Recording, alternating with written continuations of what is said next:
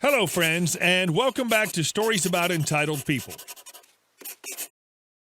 Our first story of how the OP ended the eternal hangouts of his 16-year-old neighbor and his friends. So don't forget to subscribe to our channel if you're new here, and turn on notifications so you don't miss a new video every single day. And our first story. Why don't you call the cops again? My neighbors are the worst. We've been living at this house for over 10 years, and we've had problems with them since the beginning. They use our basketball net without asking. They let their dog run loose, so we're always scared we're going to hit him. They were once trimming their hedges and cut our cable line and refused to get it fixed.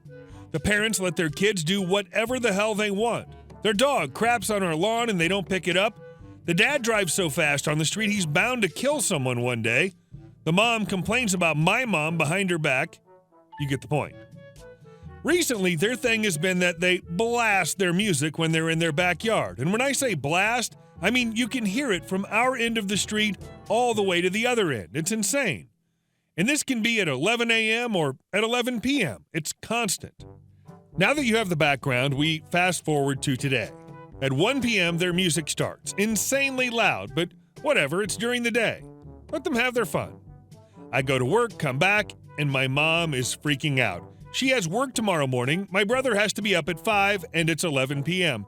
Their music is somehow louder than before. We can hear it in our house. At this point, I'm effing over it. They've been such crappy neighbors, and this is the last straw. So we call public security. They tell us that they can only send an officer if we'd be willing to testify against them in court should that be necessary. Okay, that's a bit extreme. Whatever, we'll deal with it. I walk over and see that my neighbor's son's crappy 16-year-old friends are outside. Okay, whatever. I ignore them and go to the front door. Crappy friend. Are you complaining about the noise? Me. Yeah. Crappy friend. B. I ignore him, knock on the door, and the mom answers. She says I scared her because she thought I was the police. B. So you know you're being horrible? I explain that it's too loud. I called the police already. She apologizes. Should be the end of it. Crappy friend. Wait, you called the police? Me. Yup. I know you guys have a crap ton of illegal substances on you, so I doubt you want me to do that again, so keep it down. Well, why don't you call the police again, B? At this point, I was basically back at my front door, but I was like, nah, you don't have the upper hand here, crappy 16-year-old. Me. Okay, sure. I pull out my phone, dial public security, and show them my screen as it's ringing. Me. Hi, I called a few minutes ago about a noise complaint, but I actually just went over, and not only is their music insanely loud, but there's a lot of underage drinking, and I have never seen a group of people scatter so fast. And our second story. Clinic-client conflict. I recently recalled an incident that happened a few years ago. I'm a marriage and family therapist. At the time, I was primarily working with court-ordered clients who'd been convicted of domestic violence or substance-related charges, often DUI crashes or larger possession intoxication charges. This is particularly challenging population, and many people in my industry refuse to work with them. However, it can also be incredibly rewarding. For those who don't know, it's pretty standard for the judge to mandate therapy if you're convicted of domestic violence. I always approach my job as trying to serve my client as best I can. It helps their family be more secure, it helps them avoid consequences, and it helps change a long-standing pattern of abuse so it doesn't get learned by the next generation. I take this responsibility very seriously, and the vast majority of my clients end up turning things around. A challenge with this population is that they don't actually want therapy when they first arrive, but their choice is to do it here or go to jail for violating their probation agreement and do it there. Most just start by showing up and going through the motions.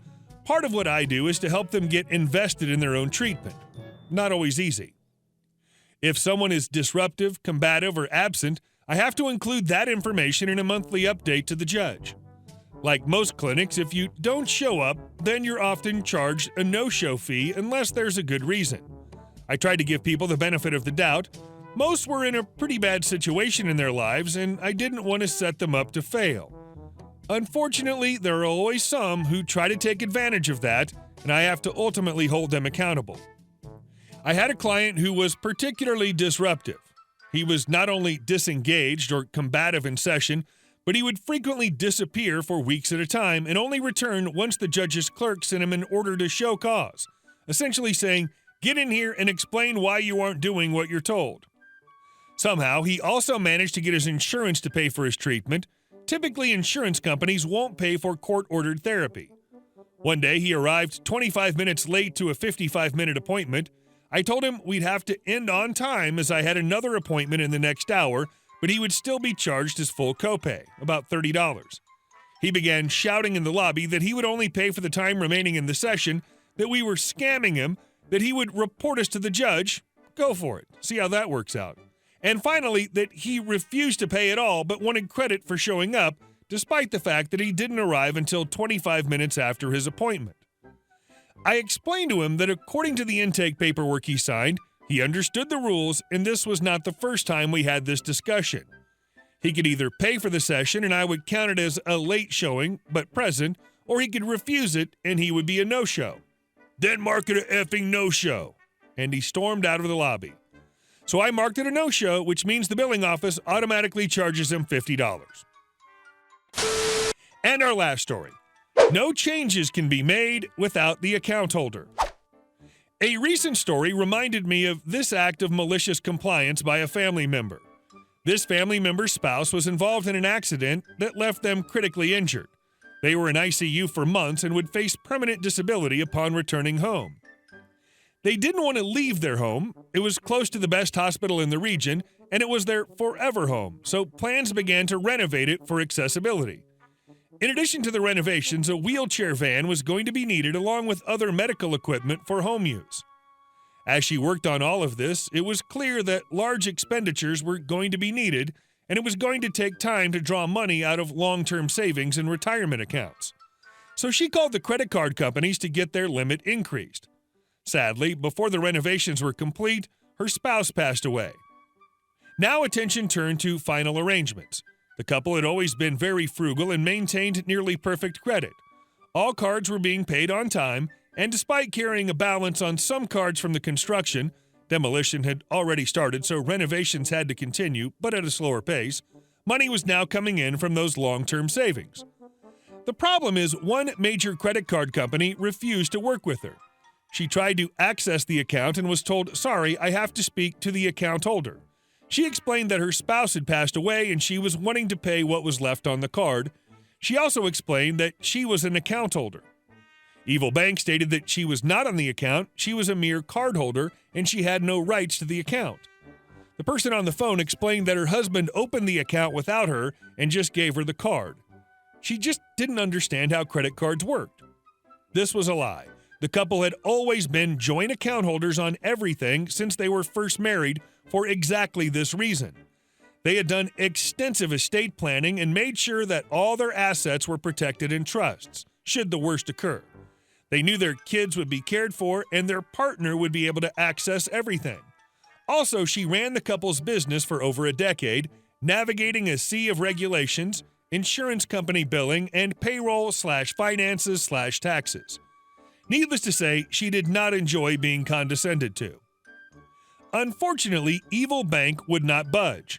They would not allow any access to the account for any reason, but for some reason they didn't cancel the card after finding out the sole account holder had passed away. This back and forth went on for weeks with multiple calls to the Evil Bank and trying to escalate the issue to supervisors to address the state of the account. In a final attempt to show Evil Bank that they were hurting themselves by this, so I'm unable to access any part of the account, even to make a payment. Evil Bank: "That's right." "So the account is going to be closed." Evil Bank: "No, only the account holder can do that." "Even though the account holder is dead." "Only the account holder, ma'am." "So what does that mean for card holders and being able to charge on the account?" "Only the account holder can deactivate a card or modify the account." "So what happens if a card holder uses their card?" "They can continue to use the card until the account holder tells us otherwise." "The deceased account holder." "Yes, I can't help you with anything else. You need to put the account holder on the phone if you want to change anything or make a payment." "No, that's fine." She broke down crying immediately after, but decided that they set the rules so she would play by them.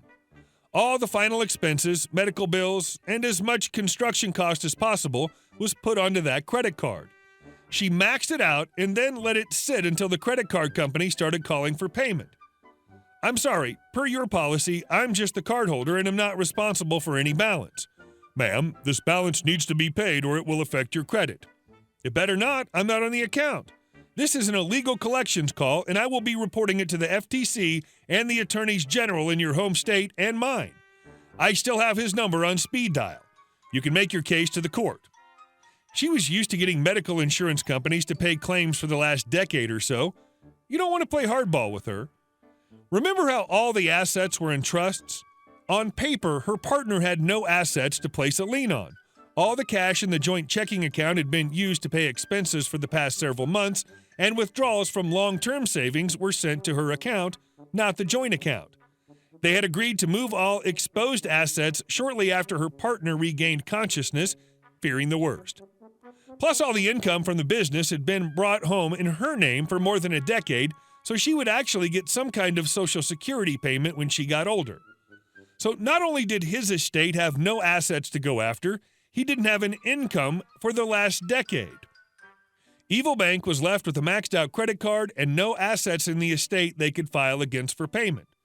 The handful of other credit card companies worked with her to raise limits temporarily or remove daily spending caps for large expenditures, and they were all paid without a single missed, late, or partial payment.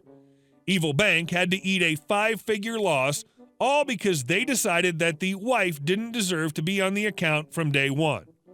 She had every intention to pay every bill and expense. She's never been one to try to scam or cheat someone. She gave Evil Bank every chance to accept money for the bill. They repeatedly refused to acknowledge her as a spouse or executor, but she sure liked the irony of the only company that refused to acknowledge the death of her spouse ended up paying for the funeral expenses. Hey guys, thank you all for watching the video. I'll see you in the next one.